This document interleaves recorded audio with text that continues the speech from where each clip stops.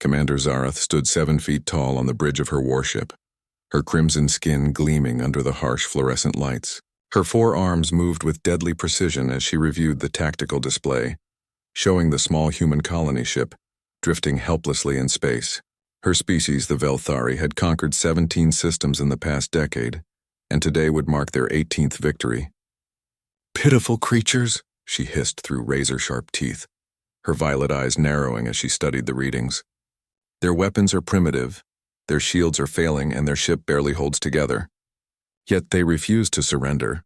Her second-in-command, Captain Nyra, approached with data tablets clutched in her lower arms. Like all Velthari females, she possessed natural telepathic abilities that made her invaluable in psychological warfare. "The humans have responded to our demands, Empress. They claim they have something that will interest you greatly." Zarath turned, her ceremonial armor clattering as she moved. The Velthari Empire had built their reputation on the complete subjugation of lesser species, and humans represented just another stepping stone in their galactic conquest. What could these weak beings possibly offer that would interest me? "They wish to send an envoy," Nyra replied, her mental shields flickering with barely contained excitement.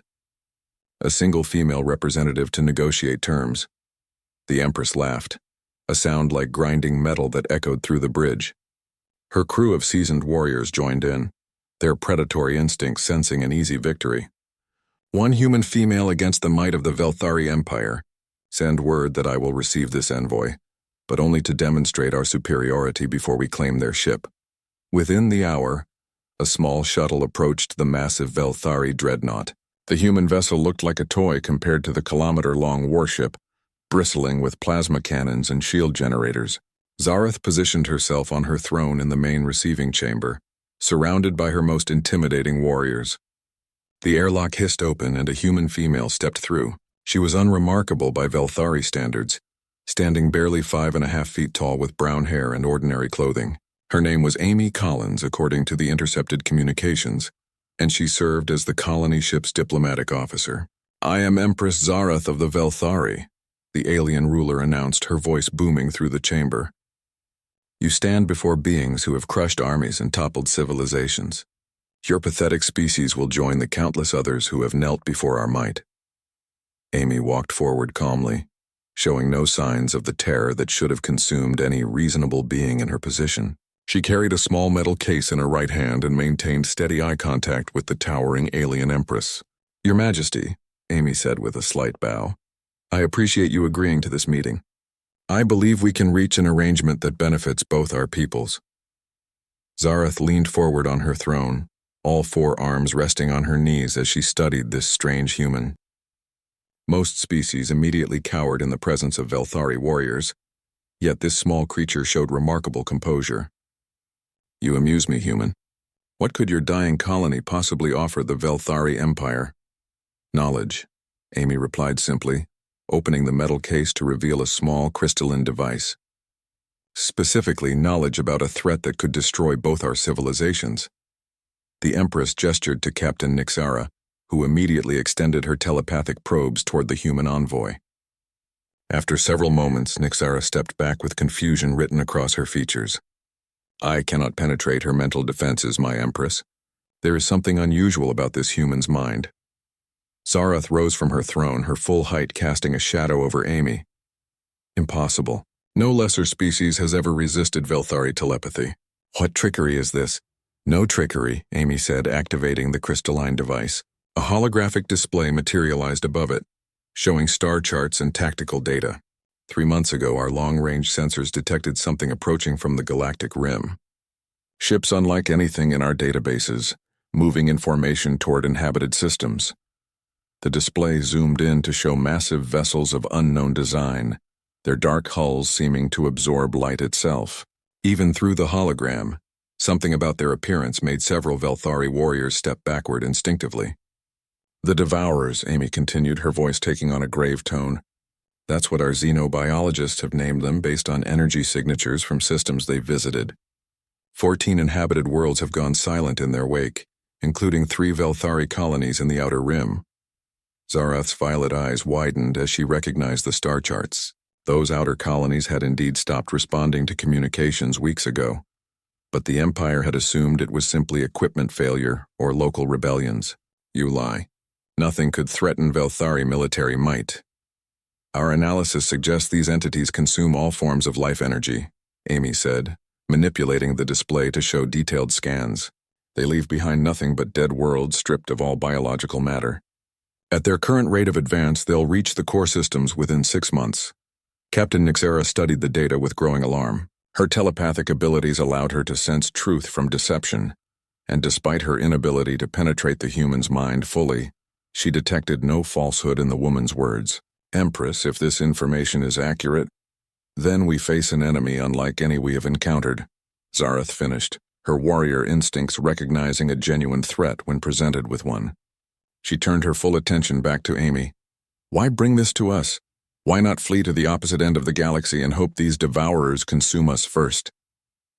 Amy smiled, and for the first time, Zareth caught a glimpse of something predatory in the human's expression. Because humanity has developed something that might stop them, but we need Velthari technology to make it work. Explain. The human envoy touched another control, and the display shifted to show complex technical schematics. Our scientists have been working on temporal displacement technology for decades. We can create localized time distortions that age matter rapidly, or slow it to near stasis. Combined with Velthari energy manipulation capabilities, we might be able to create weapons that could actually harm these creatures. Zareth studied the schematics with growing interest.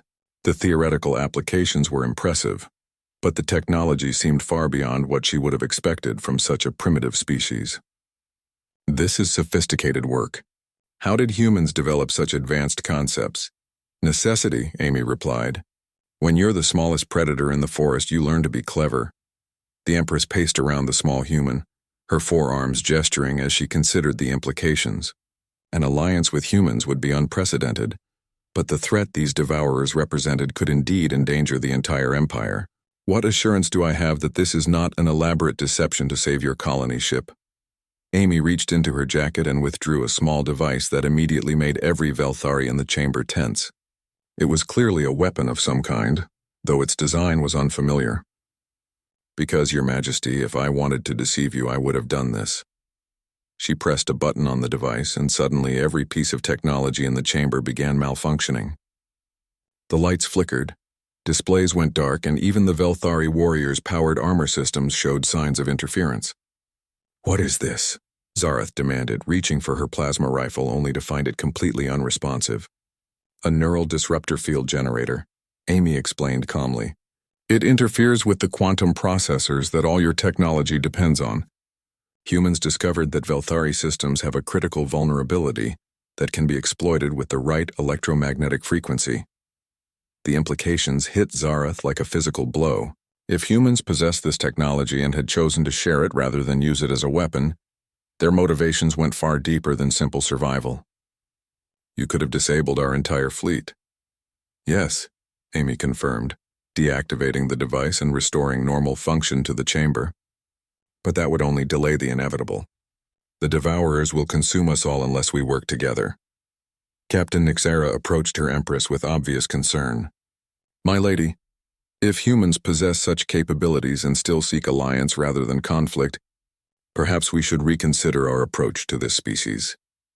Zareth returned to her throne, but this time she regarded Amy with something approaching respect rather than contempt. The human had demonstrated both technological sophistication and strategic thinking that challenged every assumption the Velthari had made about Earth's inhabitants. You mentioned that our colonies in the Outer Rim had already fallen, Zareth said. How did humans acquire this information when our own intelligence networks failed to detect the threat? Amy gestured to the holographic display, which now showed a complex network of monitoring stations scattered across multiple star systems. Humanity has been watching the galaxy for much longer than you might expect. We've had deep space observation posts monitoring various civilizations for decades. You have been spying on us.